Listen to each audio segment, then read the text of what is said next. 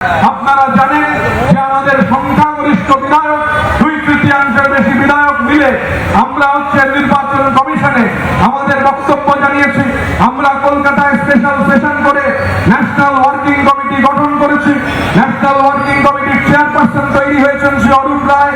আমরা এনডব্লিউসির মিটিং করে রাজ্য কমিটি হয়েছে, রাজ্যের সভাপতি হয়েছেন শ্রী বিপ্লব মিত্র। রাজ্য কমিটি গঠন হয়েছে, সমস্ত ফ্রন্টালের সভাপতিরা তারা নির্বাচিত হয়েছেন।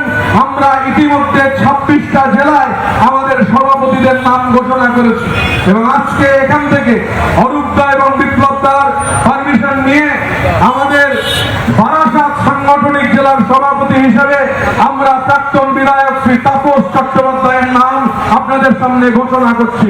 আমাদের হাওড়া গ্রামীণ জেলার কার্যকরী সভাপতি হিসেবে শ্রী আব্বাস উদ্দিন খানের নাম আমরা এখানে জানাচ্ছি, নেতৃত্বরা রয়েছেন। এবং আমাদের অশোক রুদ্র, তিনি ছাত্র আন্দোলনের নেতা ছিলেন। এই প্রাইমারি এবং সেকেন্ডারি টিচার্স, এই প্রাইমারি সেকেন্ডারি টিচার্সদের আমাদের যে সংগঠন একত্রিত ভাবে অশোক রুদ্র সেই সংগঠনের সভাপতিত্ব করবেন। এখন প্রশ্ন হচ্ছে, আমরা যেটা বলছি দেখুন, আমরা অরূপদার নেতৃত্বে 10 সদস্যের প্রতিনিধি দল নির্বাচন কমিশনে গেছিলাম। প্রধান নির্বাচনী কমিশনে নির্বাচন কমিশনার সহ ফুল বেঞ্চের সঙ্গে মিট করেছি, দাবি জানিয়েছি কেন আমরা আসল তৃণমূল কংগ্রেস তার সমস্ত তথ্য আমরা দিয়েছি। আমরা দেশের নির্বাচন কমিশনের উপর ভরসা রাখি। নির্বাচন কমিশনের চেয়ারে যিনি বসেন তিনি একটা চেয়ার ব্যক্তি নন।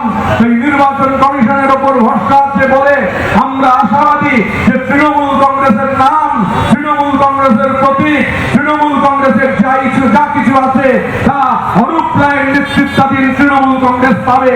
এবং আপনাদের কথা দিতে পারি, প্রথম এনডব্লিউসি মিটিং যখন হবে, নির্বাচন কমিশন যদি আমাদের সপক্ষে সিদ্ধান্ত দেন, প্রথম যে কাজটা আমরা করব, এই যে পার্টির বিপুল টাকা আমরা বিরাট পারবো না, কিন্তু আমরা অঙ্ক করতে দেখেছি এটা সম্ভব। যত শহীদ পরিবার আছেন প্রতিটা শহীদ পরিবারের অ্যাকাউন্টে 21শে জুলাইয়ের যত শহীদ পরিবার, সেই সমস্ত শহীদ পরিবারের অ্যাকাউন্টে প্রতি মাসে অল ইন্ডিয়া তৃণমূল কংগ্রেসের অ্যাকাউন্ট থেকে 10,000 করে টাকা পৌঁছে যাবে।